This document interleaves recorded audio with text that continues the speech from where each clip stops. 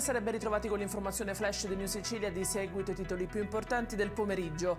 In apertura il processo nei confronti dell'ex deputato nazionale Angelo Lombardo, accusato di concorso esterno ad associazione mafiosa. Ammontano a 10 gli anni di condanna chiesti dalla Procura di Catania. Angelo è il fratello dell'ex governatore Raffaele Lombardo, che per lo stesso reato è stato già assolto con sentenza passata in giudicato.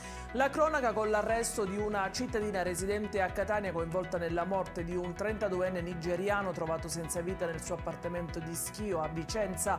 La 36enne connazionale fidanzata della vittima è accusata di omicidio.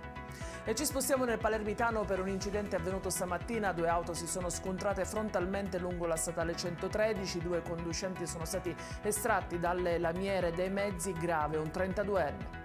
Cambiamo argomento, lo sport con la Sicilia, palcoscenico della 61esima edizione del torneo delle regioni 2025, uno degli appuntamenti più rilevanti nel panorama del calcio dilettantistico italiano. La manifestazione, presentata questa mattina nella sala gialla dell'Ars, si terrà dall'11 al 18 aprile.